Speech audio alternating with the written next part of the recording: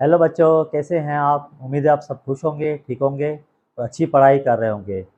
आज हम करेंगे 10th क्लास की यूनिट नंबर 17 और एक्सरसाइज नंबर 17.4 करेंगे। उसके क्वेश्चन नंबर 1 हम करने जा रहे हैं। उसके बाद question number 2 and so on, जितने भी क्वेश्चन हैं एक्सरसाइज के वो हम अभी करेंगे। तो आते हैं फर्स्ट क्वेश्चन के ऊपर और गौर करिएगा। यहाँ पर क्वेश्चन नंबर 1 ये बोल रहा है कि if A and B are any two subsets of universal set, then draw Venn diagram in general of A union B, A intersection B, A symmetric B and A minus B। ठीक है, अब चार किस्म के हमें Venn diagram बनाने हैं: union, intersection, symmetric difference and difference of two sets का। ठीक है, अब ये सेट्स कोई भी हैं लेकिन हैं सबसेट किसके? यूनिवर्सल के। तो हमें इनका बनाना है वेन डायग्राम। अब इसमें कंडीशन फर्स्ट पार्ट में दी हुई है कि ए और बी क्या है? Disjoint sets. इट मीन्स ए और बी क्या है? एलिमेंट, एक भी एलिमेंट का सेम नहीं होगा, इनका इंटरसेक्शन हमेशा नल सेट होगा। तो हम वेन डायग्राम बनाते हैं ए यूनियन बी का, फिर then A intersection and so on. तो ये वेन डायग्राम बनने जा रहा है, ये सेट ए, ये सेट बी। हमें पता है कि रेक्टेंगल जो है वो यूनिवर्सल को डिनोट करता है, इसके अंदर जो सर्कल हैं वो सबसेट ऑफ यूनिवर्सल को डिनोट करते हैं। इसको हम सेट ए बोल देते हैं और इसको सेट बी बोल देते हैं। अभी फर्स्ट पार्ट में क्या करना है? A union B. अब यूनियन में हम क्या करते हैं कि कॉमन और अनकॉमन दोनों एलिमेंट्स लिखते हैं। अब चूंकि यहाँ लिखा हुआ है कि ये डिसजॉइंट सेट हैं, अब डिसजॉइंट सेट का मतलब ये होगा कि सेट ए और बी का एक भी एलिमेंट कॉमन नहीं होगा। तभी हम क्या बनाएंगे? ए और बी के सर्कल जो हैं सेट से उनको दूर दूर बनाएंगे। इट मीन्स इसका एलिमेंट इसमें या बी का एलिमेंट ए के अंदर नहीं है, इसलिए हमने इसको बनाया है डिसजॉइंट। अब यहाँ है कि ए यूनियन बी हमें बनाना है, तो ऊपर लिख लेते हैं कि ये Venn diagram A union B का है। अब करेंगे क्या कि अगर डिसजॉइंट सेट है तो हम दोनों सेट के एलिमेंट असेंडिंग ऑर्डर में लिखते हैं या कंबाइन करके लिख लेते हैं। तो अगर सेट ए एक एलिमेंट 1 2 3 है या बी के 5 6 7 है, तो हम कंबाइन करेंगे तो क्या आ जाएगा जवाब? 1 2 3 4 5 6 7 तक आ जाएगा। अगर एलिमेंट आप कुछ भी ले लें, इसमें एलिमेंट लेने नहीं है वैसे, क्यों ये एक्सरसाइज वेन डायग्राम की है। तो हम क्या करेंगे? शेड किसको करेंगे? चूंकि जवाब में ए और बी के दोनों एलिमेंट्स आएंगे तो हम शेड ए को भी करेंगे और बी को भी करेंगे। प्यारे बच्चों, यहां तक क्लियर है? सेकंड पार्ट क्या आ रहा है? A intersection B. तो यहां हम कर रहे हैं ए इंटरसेक्शन बी। ये सेट ए को डिनोट कर रहा है, ये सेट बी को। ठीक है, क्योंकि दोनों सबसेट हैं यूनिवर्सल के। अब यहां लिखा हुआ है इंटरसेक्शन, क्योंकि ये दोनों डिसजॉइंट सेट हैं तो इनका कोई भी एलिमेंट कॉमन तो होगा नहीं। इसका मतलब इन दोनों का इंटरसेक्शन जो आएगा वो नल सेट आएगा। जब नल सेट आएगा इट मीन्स कोई भी एलिमेंट है ही नहीं, तो हम इसको शेड नहीं करेंगे। तो ये सेकंड फिगर है ए इंटरसेक्शन बी की। ठीक है, फिर नेक्स्ट आ जाता है, यहां कर लेते हैं थर्ड पार्ट। इसका थर्ड पार्ट क्या है इसका कि ए सिमेट्रिक बी, ए सिमेट्रिक बी, ये आ गया सर्कल सेट ए का, ये सेट बी का आ गया, set A and then B. अब सिमेट्रिक डिफरेंस में हम क्या करते हैं कि अनकॉमन एलिमेंट लिखते हैं यार। अब क्योंकि दोनों डिसजॉइंट सेट हैं ए एंड बी, तो ए के लिए बी के एलिमेंट और बी के लिए ए के एलिमेंट क्या है? अनकॉमन है, कोई भी कॉमन एलिमेंट नहीं है। तो जो शेड हमने यहाँ किया था सेम टू सेम शेड यहाँ करेंगे। क्यों? ये वाहिद कंडीशन है कि जब सेट ए बी क्या हो? डिसजॉइंट हो, तो ए यूनिट बी और ए सिमेट्रिक बी का शेड सेम ही आएगा। यहाँ ये बोले कि इनका आंसर क्या आएगा? सेम ही आएगा। तो ये आ गया, सेट ए को शेड कर लिया हमने और सेट बी को भी हमने शेड कर लिया। यहाँ तक क्लियर है? ये कंडीशन तब होगी जब डिसजॉइंट सेट होंगे तब, अदरवाइज जॉइंट में ये शेडिंग अलग होगी। ये थोड़ा ध्यान रखिएगा। लास्ट पार्ट हम यहां कर लेते हैं इसका। ये आ गया सेट ए, ये आ गया सेट बी। अब यहां बोल रहा है कि डिफरेंस ऑफ टू सेट्स, मतलब ए में बी के एलिमेंट हमें निकालने हैं। देखिए, डिफरेंस ऑफ टू सेट्स तभी होता है जब क्या हो? कॉमन एलिमेंट हो। अब यहाँ क्योंकि डिसजॉइंट सेट हैं तो बी के और ए के कॉमन एलिमेंट तो होंगे नहीं, जो हम ए में से निकालेंगे। तो अगर हम बी के एलिमेंट ए में से निकालेंगे लेकिन बी के एलिमेंट ए के अंदर है ही नहीं जो हम डिलीट यहाँ रिमूव करें, तो हम क्या करेंगे? जब ए माइनस बी निकालते हैं इसका जो जवाब आएगा वो ए ही आएगा। डिस्जॉइंट सेट के हमेशा यही होता है कि जब भी आप पहले सेट में से दूसरा सेट माइनस करते हो तो फर्स्ट सेट ही हमेशा आंसर आता है। हम यहाँ क्या करेंगे, सेट ए को ही शेड करेंगे। यहां तक क्लियर? चलें जी पार्ट 2 पे आते हैं। पार्ट 2 में क्या बोल रहा है कि A B are overlapping sets. Overlapping का मतलब होता है ज्वाइंट सेट। इसका मतलब ये है कि ए और बी के कम से कम एक एलिमेंट तो कॉमन होगा। मतलब ये है कि ए इंटरसेक्शन बी कभी भी नल सेट नहीं होगा, कभी भी नल सेट नहीं होगा। इट मीन्स ज्वाइंट सेट है। अब ज्वाइंट सेट को हम सर्कल की फॉर्म में या वेन डायग्राम में हम किसका लिखते हैं कि कुछ हिस्सा ए का और कुछ हिस्सा बी का ओवरलैप होगा। मतलब हमें नहीं पता होता, अब यहाँ क्योंकि सेट गिवन नहीं है तो कम से कम एक एलिमेंट तो इसमें कॉमन होगा। अब ज्यादा या मैक्सिमम कितने हो सकते हैं, 2 भी हो सकते हैं, 3 भी हो सकते हैं, 4 भी हो सकते हैं, कुछ भी हो सकता है। तो हमने क्या किया है, सेट ए बी को यहाँ ज्वाइंट के फॉर्म में लिखा है, मीन्स ओवरलैपिंग सेट।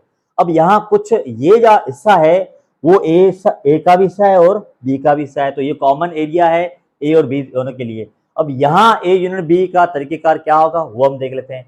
यूनियन में हम क्या करते हैं कि कॉमन और अनकॉमन दोनों लिखते हैं ए और बी के। इसका मतलब हम क्या करेंगे, इस पूरे को शेड करेंगे।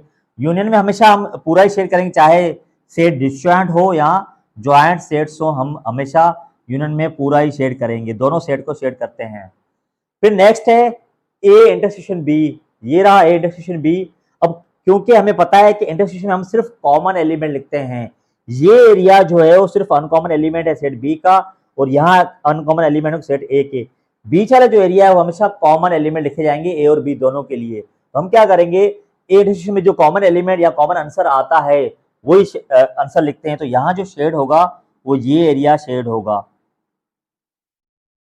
नेक्स्ट है थर्ड ए सिमेट्रिक बी। ठीक है, सिमेट्रिक डिफरेंस बी है। अब सिमेट्रिक डिफरेंस में क्या करते हैं कि अनकॉमन एलिमेंट लिखते हैं। क्योंकि हमें पता है कि ये सेंटर वाला एरिया जो है वो ए और बी का कॉमन एरिया है, मीन्स यहाँ कॉमन एलिमेंट लिखे हैं ए और बी के, तो हम ये एरिया शेड नहीं करेंगे, अनकॉमन एरिया जो है वो शेड करेंगे। यहाँ अनकॉमन एलिमेंट जो है वो हम जवाब में लिखते हैं, तो हम शेड यहाँ सिर्फ ए का जो अनकॉमन एरिया है जिसके एलिमेंट अनकॉमन है बी के लिए, और बी के जो है अनकॉमन है किसके लिए, ए के लिए, तो हम इसको करेंगे शेड। ये जो है क्या शेड हम नहीं करेंगे। ए सिमेट्रिक बी जो सिमेट्रिक डिफरेंस जो है बी और ए इंटरसेक्शन हमेशा ऑपोजिट होते हैं। यहाँ हम लिखते हैं कॉमन एलिमेंट, यहाँ लिखते हैं अनकॉमन। तो ये अगर आपको इसका पता है तो ये कोई मसला नहीं, इजी है। नेक्स्ट लास्ट जो है ए माइनस बी, दो सेट का डिफरेंस। अब यहाँ क्या करते हैं कि सेट ए के अंदर बी के जो है कॉमन एलिमेंट हम निकाल देते हैं सेट ए के अंदर। तो देखें यहाँ सेट ए के एलिमेंट जो है यहाँ पर हैं, जो बी के अंदर भी हैं। इसका मतलब ये एरिया भी चला जाएगा बी के साथ, तो ये कॉमन जो है अनकॉमन एरिया जो है ये रह जाएगा। तो यही एलिमेंट जो होंगे यहाँ हम करेंगे इसको शेड। ठीक है प्यारे प्यारे बच्चों, क्वेश्चन नंबर 1 का थर्ड पार्ट ये है कि ए सबसेट ऑफ बी। ठीक है, सेट ए क्या है, बी का सबसेट है। तो देखें सेट ए के एलिमेंट बी से कम होंगे। ठीक है, एटलीस्ट 1 एलिमेंट कम हो सकता है और बहुत भी कम हो सकते हैं। तो देखें इसमें रिंग में क्या करना है, सर्कल सेट ए का सर्कल अंदर बनाया जाएगा और सेट बी का सर्कल बड़ा होगा, क्योंकि बी सुपर सेट है ए का। ठीक है, तो सब में फिगर में यही रहेगा। अब पार्ट क्या है, फर्स्ट पार्ट कि ए यूनियन बी।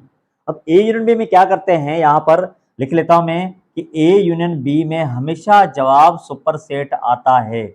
जब भी अगर एक कोई सेट हो दूसरे का तो क्या होगा, ए यूनियन बी में हमेशा सुपर सेट होगा। यहाँ पर सेट बी जो है वो ए का सुपर सेट है, सेट बी जो है वो सेट ए का सुपर सेट है, इसलिए जवाब क्या आएगा, सेट बी। इट मीन्स हम इसको पूरा शेड करेंगे, जिसके अंदर ए भी आ जाएगा, ये पूरा शेड हो जाएगा ये। Then A intersection B, A intersection B में क्या करते हैं, कॉमन एलिमेंट लिखते हैं। यहाँ पर कंडीशन क्या होती है, ये हमेशा वैलिड है कि ए इंटरसेक्शन बी जो है जवाब हमेशा ए देगा, अगर कोई सेट दूसरे का सबसेट हो तो।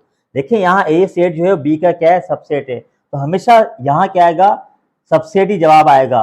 तो अब शेड क्या करेंगे, अगर यहाँ सेट ए हमने लिखा है तो यहाँ हम ए को ही शेड करेंगे और किसी को शेड नहीं करेंगे। यहाँ तक क्लियर है। नेक्स्ट है ए सिमेट्रिक बी, ए सिमेट्रिक डिफरेंस बी। अब यहाँ क्या करते हैं, अनकॉमन एलिमेंट लिखते हैं।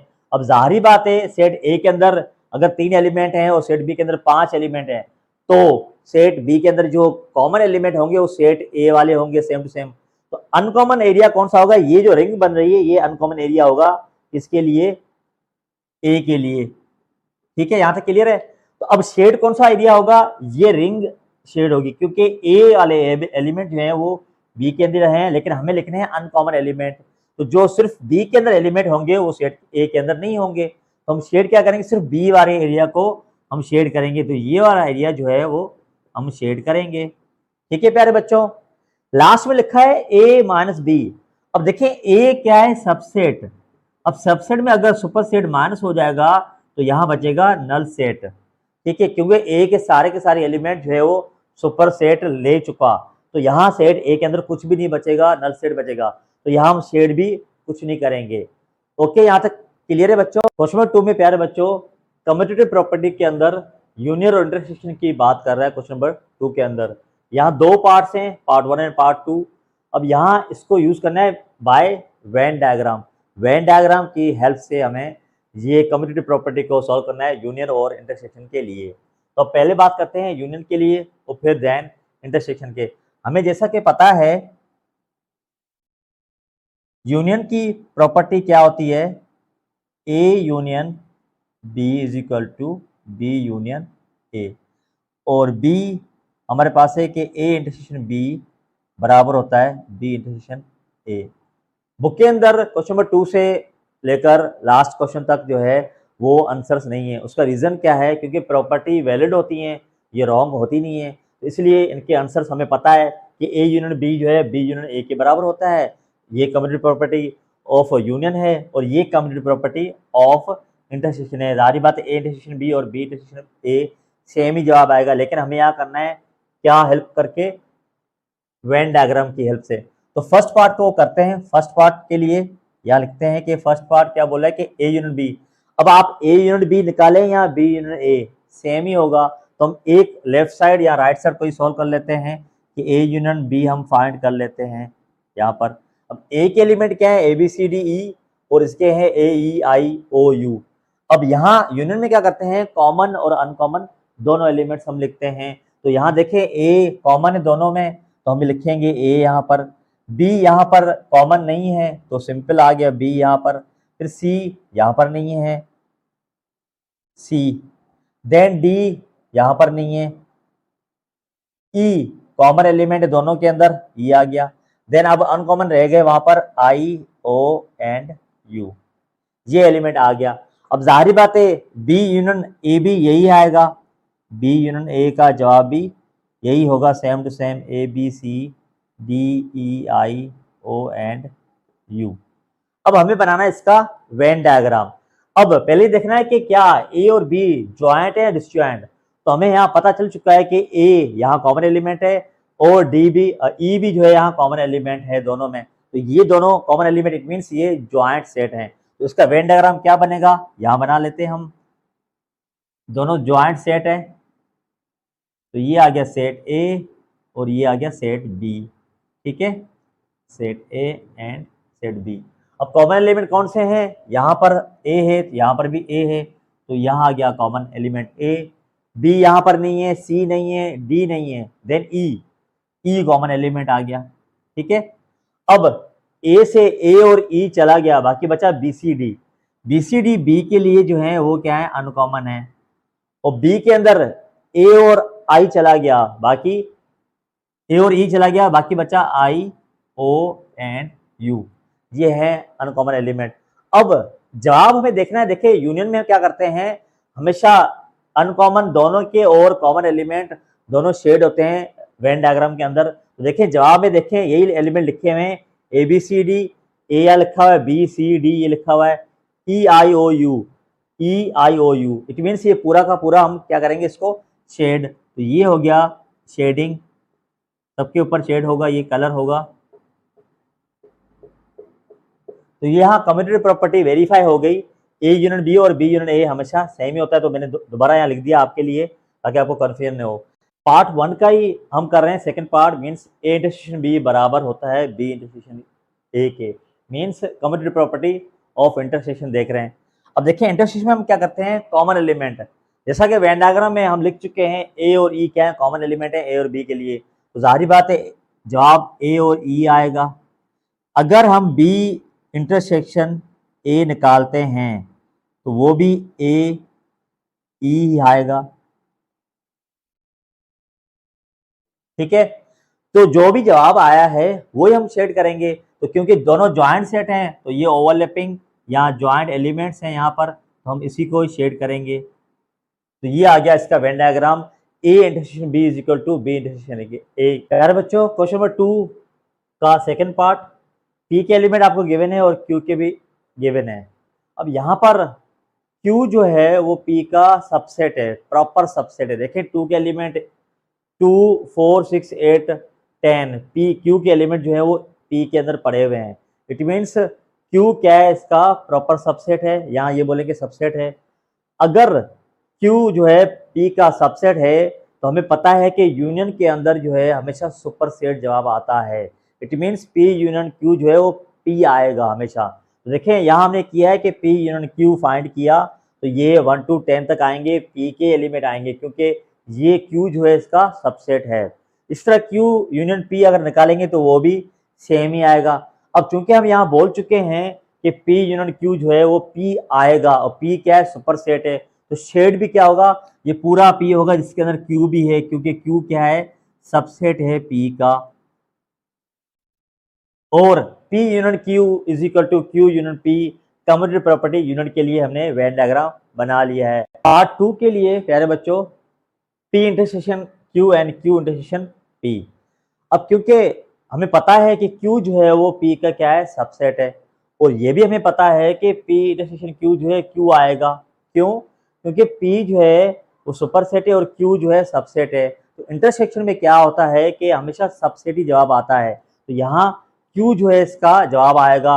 यहाँ हमने कर भी लिया, देखें P इंटरसेक्शन Q जो है, जो कॉमन एलिमेंट है वो हम लिखते हैं, तो कॉमन एलिमेंट थे ही 2 4 6 8 10, और Q इंटरसेक्शन P के अंदर भी यही एलिमेंट आएंगे। तो अब शेड कौन सा एरिया होगा जिसके अंदर ये एलिमेंट है, जो कि क्या है, Q है, और Q जो है वो P के अंदर सर्कल बना हुआ, मीन्स ये क्या है, सबसेट है। सॉरी, यहाँ Q आ जाएगा। तो अब शेड क्या करेंगे, हम Q के सर्कल को शेड करेंगे, तो ये आ गया इसका शेड एरिया वेन डायग्राम के लिए। और ये कम्यूटेटिव प्रॉपर्टी जो है P intersection Q and Q intersection P जो है हमने सॉल्व कर लिया है। प्यारे बच्चों, आज के लिए इतना ही। बाकी रिमेनिंग क्वेश्चन नंबर 3 और 4 नेक्स्ट लेक्चर में करेंगे, तब तक लेक्चर का इंतजार कीजिएगा।